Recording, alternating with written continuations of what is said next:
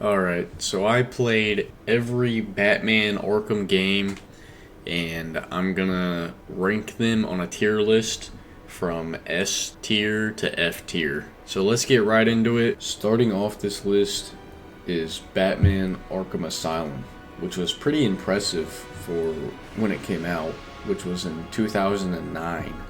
And it showed in the gameplay because it felt kind of clunky and delayed, but it was still a pretty good game. I mean, I usually care more about gameplay over story, but in this game, the story was really good. It really stands out. You start off by taking Joker into the asylum, but then he escapes, obviously, and then it turns out it was part of his big elaborate plan all along. And then he ends up taking control of the facility, and he releases a bunch of inmates like Harley Quinn and Scarecrow and Killer Croc, which you'll be able to fight eventually, like throughout the game. But the overall story, gameplay, and considering that this game is 15 years old, it's actually pretty impressive. I mean, the boss fights were some of the best boss fights that I've played. Versatility in the combat move sets and the strategies on how to take these bosses down was really unique to the Batman series. I remember playing this game a really long time ago, and I thought it was a really good game back then. And then I come back to it now, and it's still a pretty solid game. You need to try this game out for yourself, but I believe this game is an A tier. One thing I didn't like about this game was that it's such a small, map. You have to backtrack so much to do anything in this game. It's not a huge problem, but it does get pretty annoying at times when you just have to walk back and forth throughout 3 different sections of the map. And then the stealth missions in this game, like the Predator missions where you have to be silent, are kind of annoying too, because some of the NPCs will literally just do a 360 and shoot you in the mouth for no reason at all. And then the snipers in this game have literal aimbot. You can be gliding through the air and they will still hit a 180 trick shot on you. And sometimes when you try to sneak up on them, their vision is bugged, so they'll literally just turn around and shoot you in the mouth. But besides that, W game. Alright, so I'm gonna try to rank these in order of which I played them, and I played them in chronological order. So Arkham Asylum came first, and next is going to be Arkham City. And in this game, we get introduced to Catwoman, and we end up teaming up with Catwoman to take down Doctor Strange and Joker. And this game takes place right after Arkham Asylum, where Joker is suffering from Titan serum that he took from the other game. Joker's trying to find a cure for his illness, and so is Batman, because Joker injected Batman with his blood.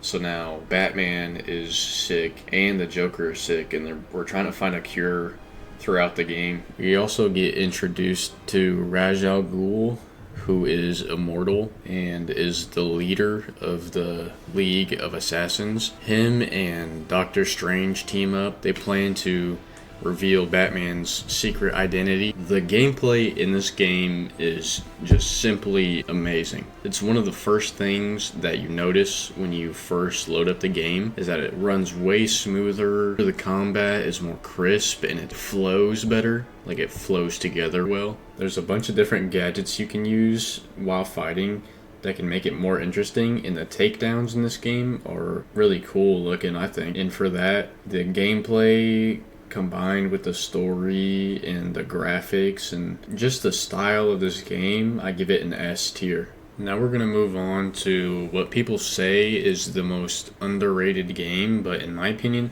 I don't know a single person that has really hated on this game. Arkham Origins has always been my favorite Batman. I've always liked this game ever since I was a kid. I've always played it and replayed it and played the online mode and the DLCs. I've played this game in and out, upside down. I might be a little biased towards this game, but if you just play it for yourself, you can see the story is amazing, the gameplay is crisp and smooth, the bosses look amazing, the characters look amazing, the map has bits of Arkham City in it, and overall it's just super well made. But the online mode is a bit iffy, but it does bring a bit of diversity to the game where you can play with different players. So I'm gonna have to give this game a S tier. There are just too many good things about this game that I just have to put it in S tier. Deathstroke has always been the best villain in all of the Batman games, and revealing that Black Mask is actually Joker,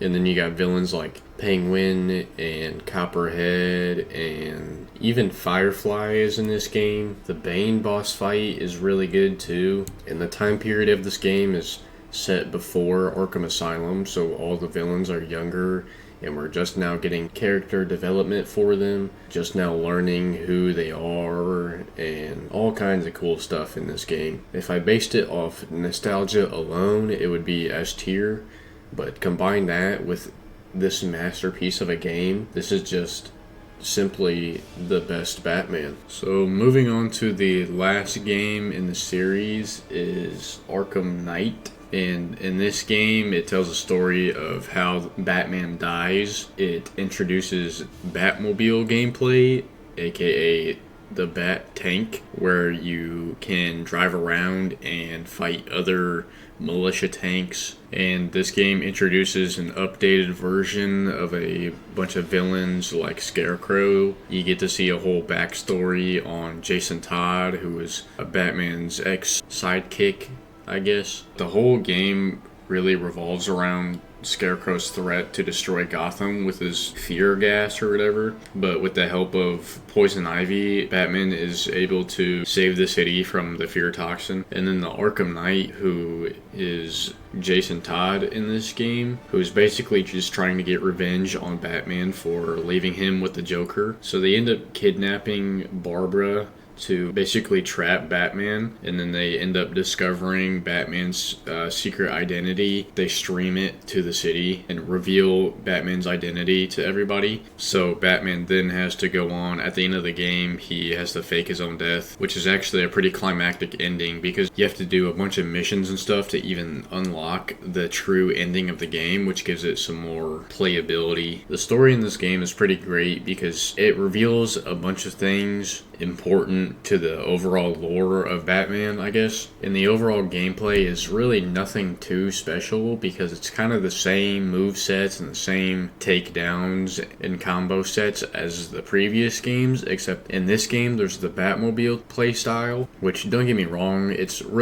unique and it's cool and it's fun, but it's almost too much car gameplay, I guess, because it's a Batman game, not a car game, I guess. I don't know. That's my personal opinion on it. Still a really good game. You need to play it for yourself if you haven't already. But I think I'm going to give this game also an S tier because of just how good it looks and the gameplay. The story is amazing. Everything is just works together so well. There's also 2 more games on this tier list that I want to say something about. Arkham Origins Blackgate. I've never played it, but it has Arkham Origins in the name, so it's basically like LeBron James' son, so I'm just going to give it a C tier. And then Arkham VR, I've never played it, but it's a VR game, so anyways, I think that's going to do it for this tier list video. I streamed myself playing all of these games on my YouTube channel and my Twitch, which is the same name as my YouTube channel. So if you want to check those out, if you guys agree or disagree with this tier list or